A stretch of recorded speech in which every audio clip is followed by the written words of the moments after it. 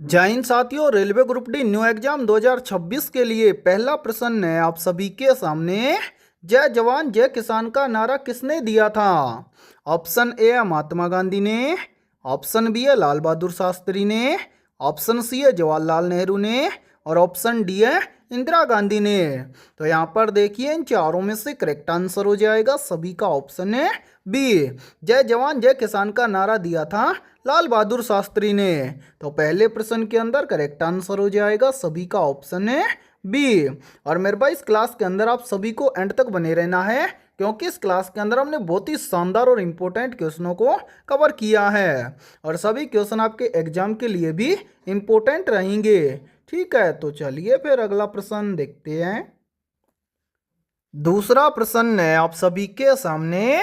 नीचे दी गई श्रृंखला श्रेणी में प्रश्नवाचक चिन्ह के स्थान पर कौन सी संख्या आएगी? यानी कि दूसरा प्रश्न आप सभी के सामने सीरीज से संबंधित प्रश्न दिया गया है और आपसे पूछा गया है कि इस सीरीज में इस प्रश्नवाचक चिन्ह के स्थान पर कौन सी संख्या आएगी। तो मेरे भाई इस टाइप के प्रश्न को आप एग्जाम में देखते हैं फटाफट से कैसे सोल्व करेंगे, तो वो देखिए आपको जब भी एग्जाम के अंदर सीरीज से संबंधित प्रश्न दिया जाए तो आपको क्या करना है, सबसे पहले आपको ये देखना है कि सीरीज में आपको क्या क्या दिया गया है। तो यहाँ पर ध्यान से देखिए सीरीज में हमें सबसे पहले दिया गया है 73, 73 के बाद में दिया गया है 63, 63 के बाद में दिया गया है 53, 53 के बाद में दिया गया है 43, 43 के बाद में दिया गया है 33 और 33 के बाद में पूछा गया है कि इस प्रश्नवाचक चिन्ह के स्थान पर कौन सी संख्या आएगी। तो यदि आपने इस सीरीज को ध्यान से देखा है तो मेरे भाई ये सीरीज कंटिन्यू क्या हो रही है, घट रही है। तो इस सीरीज को कैसे सोल्व किया गया है वो देखिए,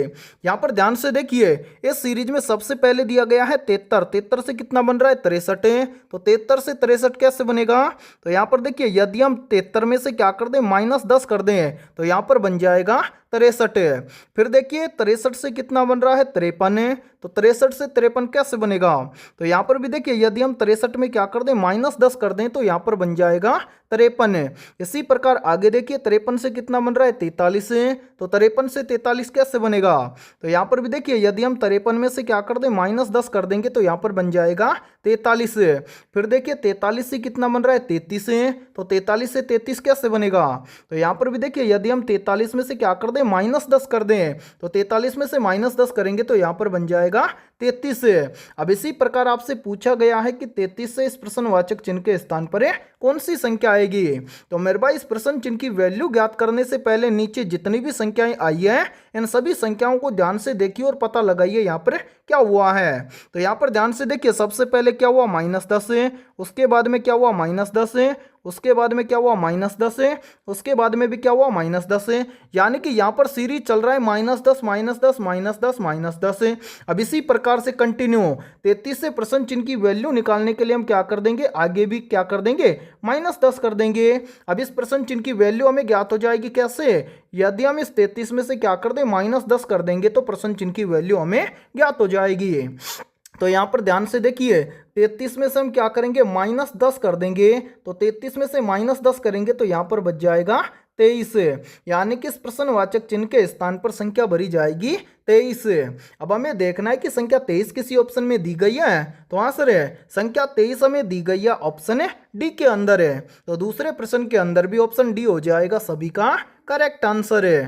तो उम्मीद करता हूं कि जब भी आपको एग्जाम के अंदर सीरीज से संबंधित प्रश्न दिया जाएगा तो आप फटाफट से सोल्व कर लेंगे। ठीक है, और इसी के साथ में देखिए आप सभी के लिए बहुत ही इंपॉर्टेंट सूचना है। यदि आप पहली बार के अंदर railway group D new exam 2026 के लिए मास्टर PDF सेट लेना चाहते हैं तो हमने आपके railway group D new exam 2026 के लिए ऑल सब्जेक्ट के ऊपर टॉपिक वाइज लगभग 25,000 प्लस रामबाण क्वेश्चनों का मास्टर PDF सेट तैयार किया है। और जितने भी अभ्यर्थी ये कंप्लीट मास्टर PDF सेट लेना चाहते हैं तो वो सभी अभ्यर्थी हमारे इस व्हाट्सएप नंबर पर कांटेक्ट करके इस कंप्लीट मास्टर PDF सेट को ले सकते हैं। व्हाट्सअप नंबर है 7374826893। ये हमारा व्हाट्सअप नंबर है। इस व्हाट्सअप नंबर पर आप कांटेक्ट करके इस कंप्लीट मास्टर पीडीएफ सेट को ले सकते हैं। और मेरे भाई इस कंप्लीट मास्टर पीडीएफ सेट की प्राइस हमने रखी है मात्र और मात्र 99 रुपये। यानी कि ये कंप्लीट मास्टर पीडीएफ सेट आपको मिलने वाला है मात्र और मात्र 99 रुपये की फीस के अंदर है। और इस कंप्लीट मास्टर पीडीएफ सेट के अलावा आपको पूरे 15 प्रैक्टिस सेट बिल्कुल फ्री के अंदर दिए जाएंगे। और यदि आप इन 15 प्रैक्टिस सेट को अच्छे से लगा लेते हैं तो आपको ये पता चल जाएगा कि रेलवे ग्रुप डी एग्जाम के अंदर किस लेवल के क्वेश्चन पूछे जाते हैं। और मैं आप सभी को एक गारंटी के साथ में बोल रहा हूं, यदि आप एग्जाम से पहले इन 25,000 प्रश्नों को अच्छे से तैयार कर लेते हैं तो आपके एग्जाम में ज़्यादातर क्वेश्चन इन्हीं क्वेश्चनों में से पूछे जाएंगे। ठीक है, तो चलिए फिर अगला प्रश्न देखते हैं। तीसरा प्रश्न है आप सभी के सामने, भारत का पहला पनडुब्बी संग्रहालय कहाँ स्थित है? या फिर देखिए इसी प्रश्न को एग्जाम के अंदर घुमाकर ऐसे भी पूछ लिया जाता है। प्रश्न पूछा जाता है कि भारत का पहला पनडुब्बी संग्रहालय कहाँ स्थित किया गया था। तो यहाँ पर देखिए इन चारों में से करेक्ट आंसर हो जाएगा सभी का ऑप्शन है ए। भारत का पहला पनडुब्बी संग्रहालय स्थित है कोचीन में।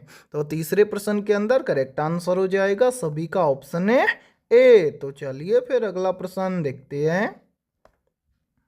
चौथा प्रश्न है आप सभी के सामने, भारत में पश्चिमी और पूर्वी सीमाओं पर सीमा सुरक्षा के लिए कौन सा पुलिस बल प्राथमिक रूप से जिम्मेदार है?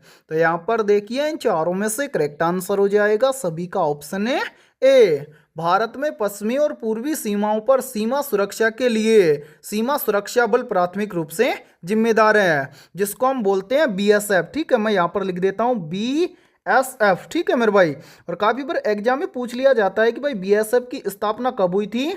तो याद रखना बीएसएफ की स्थापना हुई थी वर्ष 1965 में। ठीक है, तो चौथे प्रश्न के अंदर करेक्ट आंसर हो जाएगा सभी का ऑप्शन है ए। तो चलिए फिर अगला प्रश्न देखते हैं। पांचवा प्रश्न है आप सभी के सामने, उस समुच्चय को चुनिए जिसमें संख्याएं ठीक उसी प्रकार संबंधित हैं जिस प्रकार निम्नलिखित समुच्चयों की संख्याएं संबंधित हैं।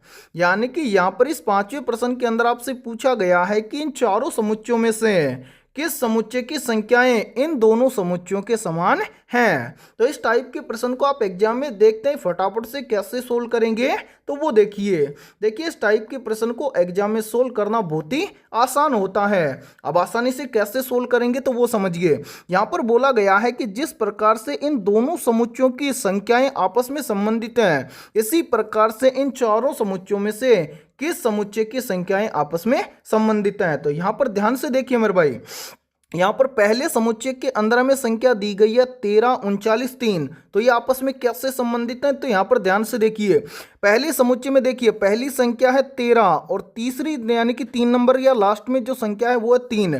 तो यहाँ पर देखिए यदि हम पहली और आखिरी संख्या को आपस में गुणा कर दें, यानी कि 13 और 3 को आपस में गुणा कर देंगे तो यहाँ पर बन जाएगा 39, जो कि यहाँ पर बीच में दिया गया है। यानी कि पहले समुच्चय में पहली और आखिरी संख्या को आपस में यदि हम गुणा कर देंगे तो बीच वाली संख्या मिल जाएगी। इसी प्रकार से हम दूसरे समुच्चय के अंदर देखेंगे तो दूसरे समुच्चय में संख्या दी गई है 15, 75 और 5। तो यहाँ पर भी देखिए पहली और आखिरी संख्या को आपस में हम क्या करेंगे? गुणा करेंगे। तो पहली संख्या है 15 और आखिरी यानी कि तीसरे नंबर की संख्या है 5। तो 15 और 5 को आपस में गुणा करेंगे तो बन जाएगा 15, 5 75 है। और ध्यान से देखिए 75 इन दोनों के बीच में यहाँ पर दिया गया है। यानी कि हमें क्या करना है? इन चारों विकल्पों में से ऐसी संख्या चुन रही है जिसकी पहली और आखिरी संख्या को आपस में गुणा करें तो बीच वाली संख्या हमें प्राप्त हो जाए। तो मेरे भाई यहां पर ध्यान से देखिए, सबसे पहले हम देखेंगे ऑप्शन ए के अंदर। ऑप्शन ए में संख्या दी गई है 5, 25 और 15। तो यहां पर देखिए पहली और आखिरी संख्या को आपस में गुणा करेंगे, यानी कि 5 और 15 को आपस में गुणा करेंगे तो बन जाएगा 15, 5 75, जबकि बीच में हमें दिया गया है 25। तो ये तो क्या हो जाएगा? गलत। ठीक है, इसी प्रकार से हम क्या करेंगे? ऑप्शन बी को देखेंगे। ऑप्शन बी में हमें संख्या दी गई है 10, 35 और 3। तो पहली और आखिरी संख्या को आपस में गुणा करेंगे तो 10 3 कितना बन जाएगा? 30, जबकि बीच में दिया गया है 35। तो ये भी क्या हो जाएगा? गलत। अब इसी प्रकार से हम क्या करेंगे? ऑप्शन सी उसी को देखेंगे। ऑप्शन सी में हमें दिया गया है 12, 36 और 3। तो यहाँ पर भी हम क्या करेंगे, पहली और आखिरी संख्या को आपस में गुणा करेंगे। तो यहाँ पर देखिए 12 और 3 को आपस में गुणा करेंगे तो बन जाएगा 12 3 36, जो कि बीच के अंदर दिया गया है। यानी कि ऑप्शन सी यहाँ पर क्या हो जाएगा, करेक्ट आंसर हो जाएगा, क्योंकि इन दोनों समुच्चयों की संख्याओं को जिस प्रकार से सोल्व किया गया है उसी प्रकार से जो ऑप्शन सी दिया गया है इसके अंदर जितनी भी संख्याएं दी गई हैं सेम दोनों समुच्चयों के समान ही सोल्व की गई हैं। तो यहाँ पर पांचवें प्रश्न के अंदर ऑप्शन सी हो जाएगा सभी का करेक्ट आंसर है। तो उम्मीद करता हूं कि जब भी इस टाइप का प्रश्न आपको एग्जाम में दिया जाएगा तो आप फटाफट से सोल्व कर लेंगे। ठीक है, तो चलिए फिर अगला प्रश्न देखते हैं। छठा प्रश्न है आप सभी के सामने, थर्मामीटर में पारे के विकल्प के रूप में निम्नलिखित में से किसका उपयोग किया जाता है। मेरे भाई वेरी वेरी इंपॉर्टेंट प्रश्न है ये, और इस प्रश्न पर आप स्टार जरूर लगा लेना, क्योंकि ये प्रश्न इस बार आपके एग्जाम में 100% पूछा जाएगा। प्रश्न पूछा जाएगा कि थर्मामीटर में पारे के विकल्प के रूप में निम्नलिखित में से किसका उपयोग किया जाता है। यानी कि पूछा गया है कि थर्मामीटर में पारे के अलावा किसका उपयोग किया जा सकता है। तो यहाँ पर देखिए इन चारों में से करेक्ट आंसर हो जाएगा सभी का ऑप्शन है डी। यानी कि थर्मामीटर में पारे के विकल्प के रूप में निम्नलिखित में से गैलेस्टन का उपयोग किया जाता है। तो छठे प्रश्न के अंदर करेक्ट आंसर हो जाएगा सभी का ऑप्शन है डी। तो चलिए फिर अगला प्रश्न देखते हैं। सातवां प्रश्न है आप सभी के सामने, दक्षिण अमेरिका के घास के मैदान को क्या कहा जाता है। तो यहाँ पर देखिए इन चारों में से करेक्ट आंसर हो जाएगा सभी का ऑप्शन है बी। दक्षिण अमेरिका के घास के मैदान को कहा जाता है पंपास। तो सातवें प्रश्न के अंदर करेक्ट आंसर हो जाएगा सभी का ऑप्शन है बी। और मेरे भाई यहाँ पर देखिए यहीं से इसी प्रश्न को घुमाकर ऐसे भी पूछ लिया जाता है। प्रश्न पूछा जाता है कि पंपास घास के मैदान कहाँ पर पाए जाते हैं। तो पंपास घास के मैदान पाए जाते हैं दक्षिण अमेरिका में। ठीक है, तो चलिए फिर अगला प्रश्न देखते हैं। आठवां प्रश्न है आप सभी के सामने, भारतीय रिजर्व बैंक का मुख्यालय कहाँ स्थित है। ऑप्शन ए है नई दिल्ली में, ऑप्शन बी है मुंबई में, ऑप्शन सी है कोलकाता में, और ऑप्शन डी है हैदराबाद में। तो यहाँ पर देखिए इन चारों में से करेक्ट आंसर हो जाएगा सभी का ऑप्शन है बी। भारतीय रिजर्व बैंक यानी कि आरबीआई का मुख्यालय स्थित है मुंबई में। तो आठवें प्रश्न के अंदर करेक्ट आंसर हो जाएगा सभी का ऑप्शन है बी। तो चलिए फिर अगला प्रश्न देखते हैं। नौवां प्रश्न है आप सभी के सामने, किस तिथि को अंतर्राष्ट्रीय जैव विविधता दिवस मनाया जाता है। ऑप्शन ए है 22 मई को, ऑप्शन बी है 21 मई को, ऑप्शन सी है 8 मई को, और ऑप्शन डी है 12 मई को। तो यहाँ पर देखिए इन चारों में से करेक्ट आंसर हो जाएगा सभी का ऑप्शन है ए। 22 मई को अंतर्राष्ट्रीय जैव विविधता दिवस मनाया जाता है। तो नौवें प्रश्न के अंदर करेक्ट आंसर हो जाएगा सभी का ऑप्शन है ए। तो चलिए फिर अगला प्रश्न देखते हैं। 10वां प्रश्न है आप सभी के सामने, पहाड़ों पर चढ़ते समय वायु दाब कैसा होता है या फिर क्या प्रभाव पड़ता है। ऑप्शन ए है वायु दाब बढ़ता है, ऑप्शन बी है वायु दाब घटता है, ऑप्शन सी है वायु दाब अपरिवर्तित रहता है, और ऑप्शन डी है इनमें से कोई नहीं। तो जल्दी से बताइए इन चारों में से करेक्ट आंसर क्या होगा। मेरे भाई यहाँ पर देखिए एक पॉइंट आपको याद होगा, यहाँ पर देखिए ये क्या है O2 यानी कि ऑक्सीजन। तो देखिए जैसे जैसे हम पहाड़ों पर चढ़ेंगे तो ऑक्सीजन लेवल क्या होगा, डाउन यानी कि कम हो जाएगा, घट जाएगा। तो जैसे देखो यहाँ पर पहाड़ों पर चढ़ते समय वायु दाब क्या होगा मेरे भाई, घट जाएगा, यानी कि ऑक्सीजन लेवल क्या होगा, डाउन होगा, घटेगा। तो सिंपल सी बात है वायु दाब भी क्या हो जाएगा, घट जाएगा। तो यहाँ पर आपका राइट आंसर हो जाएगा ऑप्शन बी, यानी कि पहाड़ों पर चढ़ते टाइम या चढ़ते टाइम क्या होता है, वायु दाब घट जाता है। ठीक है, तो इसी के साथ में राइट आंसर हो जाएगा ऑप्शन बी। और यदि ये क्लास आपको पसंद आ रही है तो जल्दी से एक बार इस क्लास को आप लाइक कर दीजिए, और चैनल से यदि आप पहली बार जुड़े हैं तो इस YouTube चैनल को कर लीजिए सब्सक्राइब और बेल आइकन को प्रेस करना, ताकि शानदार क्लास का नोटिफिकेशन आपको सबसे पहले देखने को मिले। ठीक है, तो चलिए फिर अगला प्रश्न देखते हैं। 11वां प्रश्न है आप सभी के सामने, डबल फॉल्ट का संबंध किस खेल से है? ऑप्शन ए है बैडमिंटन खेल से, ऑप्शन बी है टेनिस खेल से, ऑप्शन सी है क्रिकेट खेल से और ऑप्शन डी है हॉकी खेल से। तो जल्दी से बताइए इन चारों में से करेक्ट आंसर है क्या होगा? आप सभी से पूछा गया है कि डबल फॉल्ट का संबंध किस खेल से है। तो यहाँ पर देखिए इन चारों में से करेक्ट आंसर हो जाएगा सभी का ऑप्शन है बी, डबल फॉल्ट का संबंध है टेनिस खेल से। तो 11वें प्रश्न के अंदर करेक्ट आंसर हो जाएगा सभी का ऑप्शन है बी। तो चलिए फिर अगला प्रश्न देखते हैं। 12वां प्रश्न है आप सभी के सामने, वालेकुम विद्रोह किस राज्य में चलाया गया था? ऑप्शन ए है केरल राज्य में, ऑप्शन बी है कर्नाटक राज्य में, ऑप्शन सी है हिमाचल प्रदेश में और ऑप्शन डी है आंध्र प्रदेश राज्य में। तो राइट आंसर हो जाएगा इन चारों में से सभी का ऑप्शन है ए, वालेकुम विद्रोह चलाया गया था केरल राज्य में। तो 12वें प्रश्न के अंदर करेक्ट आंसर हो जाएगा सभी का ऑप्शन है ए। तो चलिए फिर अगला प्रश्न देखते हैं। 13वां प्रश्न है आप सभी के सामने, वर्तमान में किस राज्य का लोकसभा में अधिकतम सदस्यों की संख्या के हिसाब से दूसरा स्थान है? ऑप्शन ए है बिहार राज्य का, ऑप्शन बी है मध्य प्रदेश राज्य का, ऑप्शन सी है पश्चिम बंगाल राज्य का और ऑप्शन डी है महाराष्ट्र राज्य का। तो मेरे भाई दूसरा स्थान है किसका? महाराष्ट्र राज्य का। यानी कि वर्तमान में महाराष्ट्र राज्य का लोकसभा में अधिकतम सदस्यों की संख्या के हिसाब से दूसरा स्थान है। तो 13वें प्रश्न के अंदर करेक्ट आंसर हो जाएगा सभी का ऑप्शन है डी।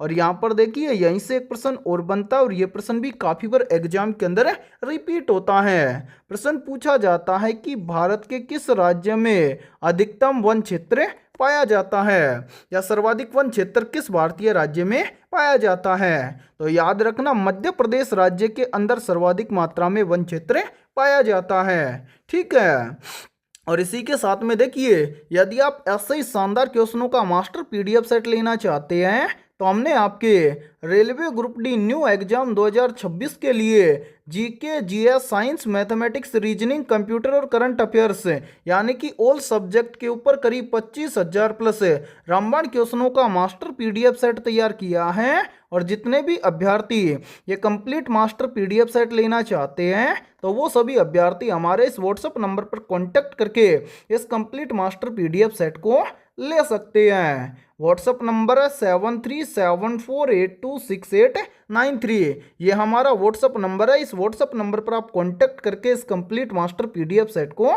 ले सकते हैं। और मेरे पास इस कंप्लीट मास्टर पीडीएफ सेट की प्राइस हमने रखी है मात्र और मात्र 99 रुपये, यानी कि 99 रुपये की फीस के अंदर आपको ये कंप्लीट मास्टर पीडीएफ सेट मिलने वाला है। और इस कंप्लीट मास्टर पीडीएफ सेट के अलावा आपको पूरे 15 प्रैक्टिस सेट बिल्कुल फ्री के अंदर दिए जाएंगे। और यदि आप इन 15 प्रैक्टिस सेट को अच्छे से लगा लेते हैं तो आपको ये पता चल जाएगा कि रेलवे ग्रुप डी एग्जाम के अंदर किस लेवल के क्वेश्चन पूछे जाते हैं।